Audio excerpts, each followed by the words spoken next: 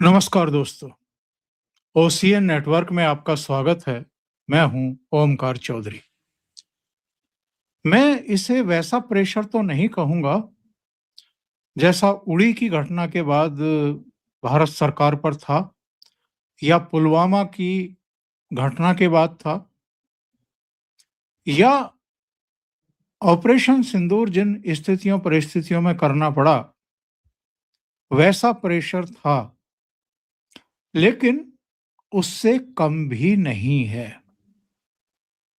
और इस मायने में ये अधिक प्रेशर है क्योंकि एक नैतिक दायित्व होता है।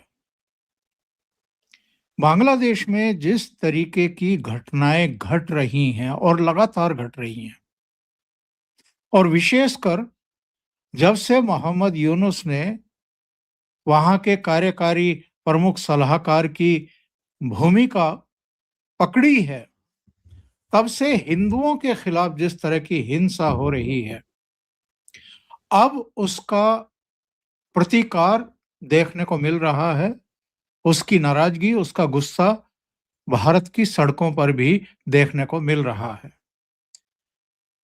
सबसे पहले खबरें आई नेपाल से कि नेपाल में हिंदू सड़कों पर उतरे हैं और उन्होंने जो कुछ बांग्लादेश में हुआ, जिस तरीके से हुआ, बिना किसी मतलब के, बिना किसी कसूर के, एक हिंदू नौजवान को जो सरकारी फैक्ट्री में काम करता था, उसको केवल इसलिए पीट पीट करके, घसीट करके, एक पोल पर टांग करके, आग लगा करके जिंदा जला दिया गया हो कि उसने कहा कि ईश्वर एक है पर उसके रूप अलग अलग हैं। केवल इतना भर कहा। अगर आपको ये ईश निंदा लग भी रही थी, जो कि एक बड़ा प्रोपेगेंडा है आजकल, खासकर पाकिस्तान और बांग्लादेश में, और ये अल्पसंख्यक हिंदुओं के खिलाफ भी है, ईसाइयों के खिलाफ भी है, और जो दूसरे धर्मों को मानने वाले लोग हैं उनके खिलाफ भी है। सीधे लोगों को लगता है कि उनको लाइसेंस मिल गया, परमिट मिल गया, और वो लिंचिंग कर डालते हैं, मार डालते हैं, पीट पीट करके मार डालते हैं। और यही बांग्लादेश में हुआ। पुलिस स्टेशन में वो था, उसको पुलिस ले आई थी, उसका बयान दर्ज किया गया था, और वहां से उसे उठा करके घसीट कर ले जाया गया, और उसके बाद उसकी बहुत बर्बरता के साथ, क्रूरता के साथ हत्या कर दी गई। उसको एक चौराहे के पास ले जाकर के टांग दिया गया, उसमें आग लगा दी गई, जिंदा जला दिया गया, और पुलिस तमाशा देखती रही। वहां की यूनुस सरकार तमाशा देखती रही। और केवल इतना भर नहीं है, एक बच्ची को जला दिया गया, मार मार डाला गया। जिस तरह अलग अलग हिस्सों में वहां पर हिंसा हो रही है, जिस तरह का दहशत का वातावरण है, जिस तरह अल्लाहू अकबर के नारे लगा करके हिंदुओं को निशाना बनाया जा रहा है, इसके बाद से जो भारत में प्रतिक्रियाएं देखने को मिल रही हैं, आप जाइए सोशल मीडिया मंचों पर, मेन स्ट्रीम के मीडिया में अभी भी वहां उतना दिखाई नहीं दे रहा है जितनी क्रूरता और बर्बरता वहां पर है। लेकिन जो प्रतिक्रियाएं हैं, वो सोशल मीडिया मंचों पर आपको देखने को मिल रही हैं। खुद संघ प्रमुख मोहन भागवत कह चुके, आज ही उन्होंने कहा, कलकत्ता में एक कार्यक्रम में थे, वहां उनसे कई सवाल पूछे गए थे। बांग्लादेश में हिंदुओं पर जो अत्याचार हो रहा है, जो बर्बरता और क्रूरता हो रही है, उस पर भी एक सवाल आया, और ये भी कि क्या ये अब अल्पसंख्यक हिंदुओं की नियति बन गया है, यानी इसी तरह की क्रूर हिंसा का शिकार होते रहना। क्या उनकी रक्षा सुरक्षा नहीं होगी? और चूंकि भारत को हिंदुओं का देश माना जाता है, तो ऐसे में क्या भारत सरकार की, मौजूदा मोदी सरकार की जिम्मेदारी नहीं हो जाती है कि जिन-जिन देशों में हिंदू हैं और जिनके खिलाफ धर्म के आधार पर अत्याचार हो रहे हैं, उनकी रक्षा सुरक्षा की जाए? तो मोदी सरकार कह सकती है कि हम सीएए कानून इसीलिए लेकर के आए हैं कि जिन हिंदुओं के साथ में इस तरह की बर्बरता, क्रूरता, अन्याय हो रहा है, जिनकी माँ बहन बेटियों की अस्मत पर हाथ डाले जा रहे हैं, इज्जत लूटी जा रही है, जिनके घर, जिनकी दुकानें जलाई जा रही हैं, जिनको इस तरीके से लिंच करके मार डाला जा रहा है, वो अगर भारत आना चाहें तो आएं।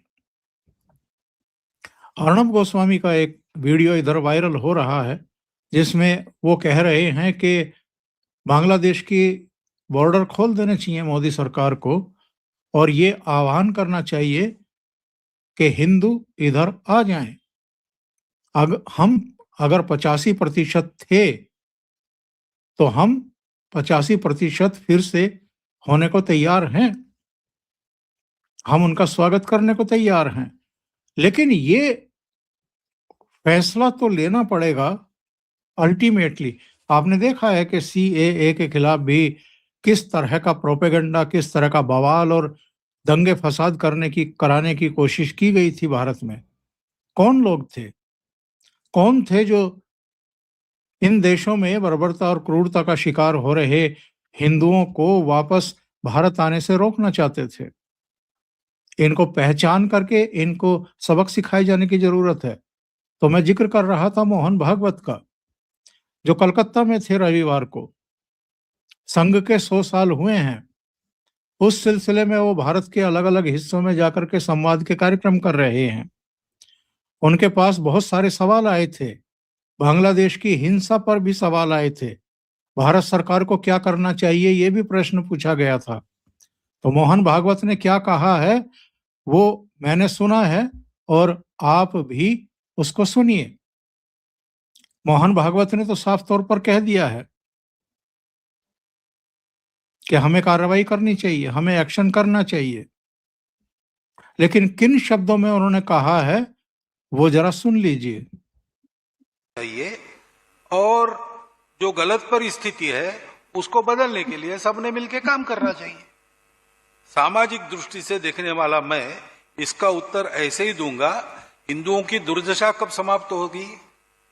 वहां माइनॉरिटी है एकदम, वहां जरा कठिन है, फिर भी जो मैक्सिमम बचाव हो सकता है उसके लिए वहां के हिंदू को इकट्ठा रहना पड़ेगा और दुनिया भर के हिंदुओं को अपनी मर्यादा में रहकर उनकी कितनी मदद कर सकते हैं, जो और जितनी कर सकते हैं उतनी सब करनी पड़ेगी, हमको भी करनी पड़ेगी। और हम तो वो कर रहे हैं। बाकी हिंदुओं का एक ही देश है, भारत देश। तो भारत की सरकार को इसका संज्ञान लेना पड़ेगा, कुछ करना पड़ेगा। कुछ कर भी रहे होंगे, कुछ बातें बताई जाती है, कुछ बताई नहीं जा सकती। परिणाम कभी होते हैं, कभी नहीं होते, लेकिन करना तो पड़ेगा। करना तो पड़ेगा। ये जो मोहन भागवत का सेंटेंस है, इसको हमें दिमाग में रखना चाहिए। देखिए, इस समय स्थितियां, परिस्थितियां क्या हैं, ये हमें समझना पड़ेगा। वहां विकट स्थिति है, इसमें कोई दो राय नहीं है। हिंदुओं पर लगातार अत्याचार हो रहे हैं, उन पर बर्बरता, क्रूरता हो रही है, इसमें भी कोई दो राय नहीं है। क्यों हो रही है, ये समझने की जरूरत है। किनके संरक्षण में हो रही है, ये भी जरा समझने की जरूरत है। भारत को उकसाया जा रहा है, ये साफ-साफ दिखाई दे रहा है। क्यों उकसाया जा रहा है, ये जरा समझने की जरूरत है। शेख हसीना सरकार का तख्ता पलटने के बाद वहां मोहम्मद यूनुस को बैठाया गया। बैठाने वाले कौन हैं? America, deep state. क्यों बैठाया गया है? ताकि भारत को प्रेशराइज किया जा सके, भारत को उलझाया जा सके, और जो भारत की कमजोर नस है यानी हिंदू, उनके खिलाफ इस तरह की बर्बरता, क्रूरता के लिए जो लोग जाने जाते हैं, जो राक्षस जाने जाते हैं, उनको खुली छूट दी जाए, उनको फंडिंग की जाए। और वही तो हो रहा है बांग्लादेश में। इसके पीछे का हेतु क्या है? मकसद क्या है? मकसद ये है कि किसी भी तरीके से, या तो पश्चिमी सीमा से या पूर्वी सीमा से,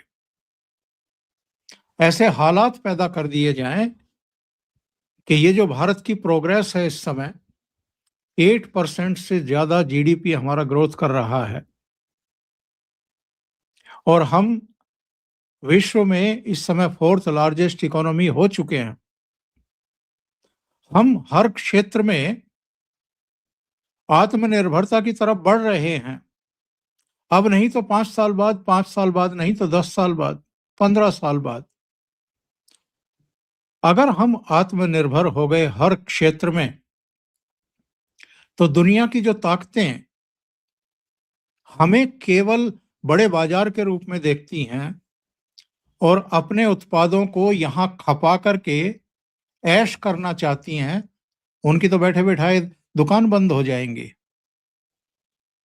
और ये काम कर कौन रहा है? नरेंद्र मोदी कर रहे हैं। नरेंद्र मोदी जब से आए हैं, तब से बहुतों की दुकानें बंद हो चुकी हैं। बहुत सारे जो दलाली खा करके रक्षा सौदों में भी, वैसे भी उनकी भी दुकानें बंद हो चुकी हैं। तो बाहरी और भीतरी दोनों तरह की ताकतें इस समय भारत को उकसाना चाहती है, मजबूर करना चाहती है, खास तौर से मोदी सरकार को उकसा करके वो किसी ना किसी के साथ युद्ध में उलझाना चाहती है। और जो कुछ लोकसभा चुनाव में थोड़ी बहुत कमजोरी प्रदर्शित हुई थी, उसके बाद से हम देख रहे हैं कि कोटि कोटि हिंदू फिर से एकजुट हो गया है। अगर ना हुआ होता तो हरियाणा में तीसरी बार भारतीय जनता पार्टी की सरकार ना बनती। महाराष्ट्र में लोकसभा चुनाव में 48 में से 31 सीट लूज कर जाने के बावजूद वहां पर 2/3 बहुमत ना मिल जाता, देवेंद्र फडणवीस फिर से मुख्यमंत्री ना बन जाते। दिल्ली, जहां अरविंद केजरीवाल फ्री बीज के अस्त्र से हर बार कामयाब हो रहे थे, उनको दिल्ली की जनता उखाड़ करके यमुना में ना फेंक देती। और बिहार, जहां बीच का कुछ हिस्सा छोड़ दें, तो लगातार 9 बार के मुख्यमंत्री नीतीश कुमार 10वीं बार शपथ ना ले रहे होते।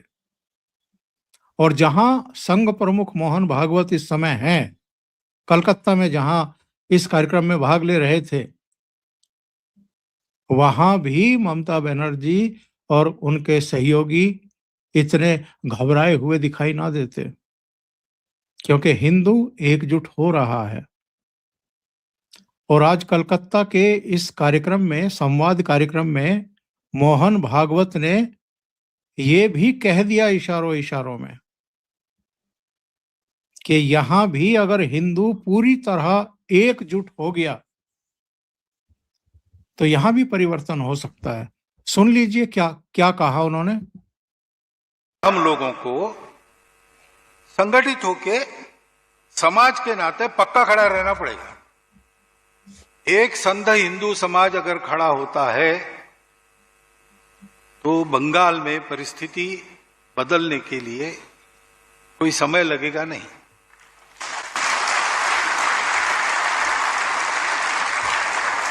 अब रही बात आखिरी प्रश्न की, राजनीतिक परिवर्तन के आपके क्या विचार है? तो मैं आपको फिर एक बार बताना चाहता हूं कि राजनीतिक परिवर्तन के बारे में सोचना मेरा काम नहीं है। हम समाज परिवर्तन का सोच के संघ का काम कर रहे हैं। परिवर्तित समाज क्या करना क्या नहीं करना इसका योग्य निर्णय लेगा, इसके बारे में मेरे मन में कोई दो राय नहीं है। तो संघ प्रमुख ने कलकत्ता में बैठ करके पश्चिम बंगाल के बारे में भी कह दिया और एक तरीके से इनडायरेक्ट वे में उन्होंने समझा दिया है कि हर जगह अगर परिवर्तन हो रहा है, हर जगह अगर भारतीय जनता पार्टी और उसके सहयोगियों की सरकारें बन रही हैं, तो पश्चिम बंगाल में क्यों नहीं बन रही है? क्योंकि यहाँ पर एकजुटता की कमी है। अगर एकजुट होकर के और खड़े हो गए, एक तरीके से खड़े रहे, बिखरे नहीं, तो यहां भी परिवर्तन हो जाएगा। और मेरा ये मानना है कि अगर पश्चिम बंगाल में भारतीय जनता पार्टी की सरकार बन जाती है, तो बांग्लादेश में जो ये क्रूरता बर्बरता होती है ना, आधी तो ये वैसे ही खत्म हो जाएगी। क्योंकि बांग्लादेश से लगे हुए बहुत सारे इलाकों से जो घुसपैठ हो रही है, जो अभी भी फेंसिंग का काम नहीं हो पा रहा है, क्योंकि ममता बनर्जी नहीं चाहती है कि फेंसिंग का काम हो, इसलिए जमीन अधिग्रहित करके उन्होंने भारत सरकार को दी नहीं है, तो वो काम भी हो जाएगा, यानी घुसपैठ भी बंद हो जाएगी। भारत को अस्थिर करने की और ये जो चिकन नेक को लेकर के बयानबाजी, और यही मोहम्मद यूनुस बीजिंग जाकर के जो न्योता दे करके आए थे कि चिकन नेक के पास जो है हमारे पास जगह है, वहां पर आप अपना एयरफील्ड बना लीजिए, चीन को कह करके आए थे, तो ये सारी बदमाशियां खत्म हो जाएंगी। अभी जो स्थितियां परिस्थितियां हैं, मेरा ये मानना है कि मोदी सरकार पर एक निर्णायक प्रेशर आ गया है कि वो बांग्लादेश के खिलाफ एक बड़ी कार्रवाई करे, बड़ा एक्शन ले। लेकिन सरकार को ये देखना होगा कि ये जो पश्चिम है ना, जो भारत को युद्ध में किसी तरीके से झोंकना चाहता है, उलझाना चाहता है, उस साजिश में ना आया जाए। जिस तरह हमने पहलगाम की घटना के बाद 4 दिन का एक एक्शन पाकिस्तान के खिलाफ लिया और उसको घुटनों पर ला दिया, कुछ उसी तरह की कार्रवाई हमें बांग्लादेश के खिलाफ फौरन करनी पड़ेगी और ये समझाना पड़ेगा कि अगर ये हिंदुओं पर वहां अत्याचार नहीं रुके, बर्बरता नहीं रुकी और भारत के खिलाफ अगर इसी तरीके से ये दुस्साहसपूर्ण हरकतें वहां से जारी रही, तो हम चुप नहीं बैठेंगे। और मेरे साथ तो बहुत जाने माने एक्सपर्ट जुड़ते रहे हैं। उनका कहना है कि बांग्लादेश जो है वो भारतीय सेना के लिए ज्यादा लंबी कार्रवाई की हैसियत भी नहीं रखता है, ये झेल ही नहीं पाएगा सैन्य कार्रवाई अगर हो गई तो। लेकिन कई पश्चिमी देश इस समय चाहते यही हैं कि भारत किसी तरीके से उलझ जाए। तो हमारे यहां भी लोग कब तक शांत रहेंगे? संघ प्रमुख का आपने सुन लिया, असम में प्रदर्शन हुए हैं, दिल्ली में भी प्रदर्शन हुए हैं, नेपाल में हो चुके, कुछ दूसरी जगहों से भी बहुत तीखी प्रतिक्रियाओं की जानकारी आ रही है। लोगों ने कहना शुरू कर दिया है कि बांग्लादेश से पूरा व्यवहार बंद करना चाहिए, उनको सबक सिखाना चाहिए। लोगों का गुस्सा तो शाहरुख खान के ऊपर भी फूट रहा है, क्योंकि उन्होंने हाल में जो आईपीएल के लिए अपनी टीम के लिए बांग्लादेश के किसी खिलाड़ी को हायर किया है, तो उसको लेकर के उनके खिलाफ भी लोगों का गुस्सा इस समय 7वें आसमान पर है, चरम पर है।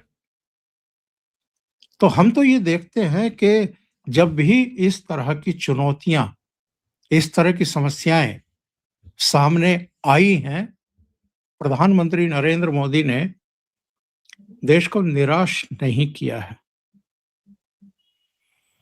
तो लगता ये है कि एक्शन तो होगा,